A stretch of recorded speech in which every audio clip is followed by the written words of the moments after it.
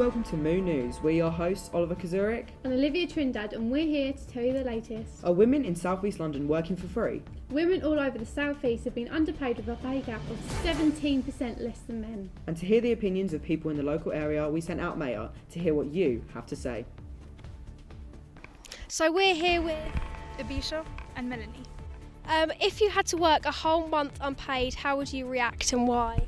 I'll be angry about it because it depends on the job as well, but I wouldn't be happy at all. Yeah, I'm furious because I'm doing something and not getting paid. I wouldn't want to work. I work to live, I don't live to work. It depends the job, right? If it's like for the community, I would do it, and if it helps other people, and if it's what I interest at, of course I will. Yeah, definitely. Do you think we should keep fighting for equal pay for men and women, and what actions do you think we should take in the future? Part of that, yeah, definitely. I think people should be all treated equally.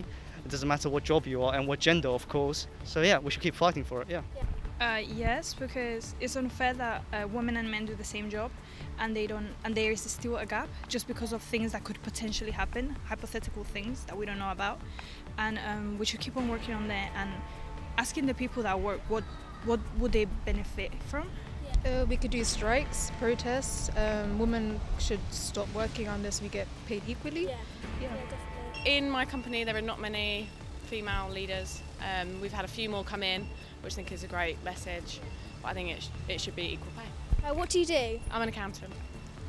Have you ever been paid less for your gender, and if so? Not that I know of, but potentially. Thank you, Maya, and for everyone who took part in the interviews. A record-breaking 50,000 trees have been planted in 40 seconds. 12,500 students in Pakistan created a new world record by planting 50,000 trees with their 10 billion tree tsunami programme. The plantation drive carried along the 14-kilometre greenbelt, passing all the way through the city. The Prime Minister, Malik Aman Aslam, said in order to combat climate change, we are planting trees on a large scale for future generations, while certain people suffering from political ignorance seems to be ignorant of this great national task. This was aimed towards the Pakistan leader Tafiq Bhatt, who objected to the mass tree plantation, saying that large-scale tree planting inside the city would create security problems.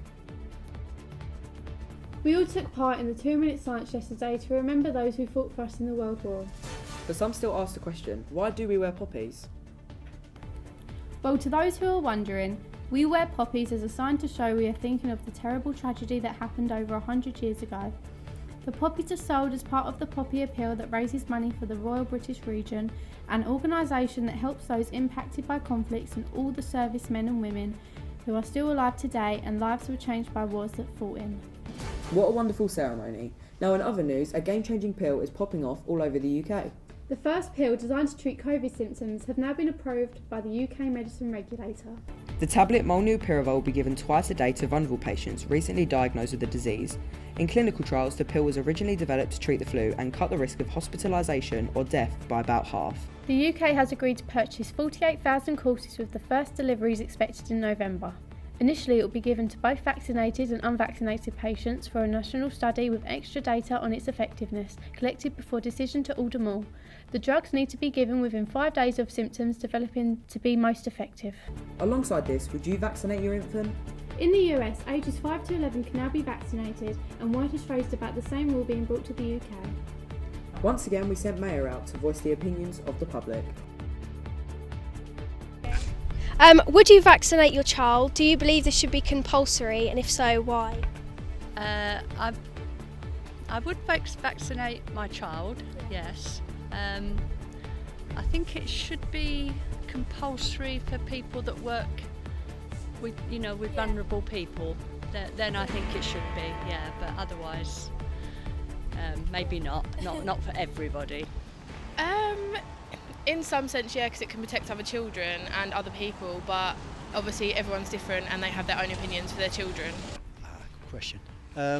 Personally, if my children were over 12, I would vaccinate them. I don't think my sons are going to vaccinate their kids, but I would, personally. What are your thoughts and opinions about the UK bringing this in to make it compulsory for 5 and above to have the vaccine? I'm not sure about that. I think 5 to about 12, I think should be up parental, I believe. I think 5 is a bit young, maybe.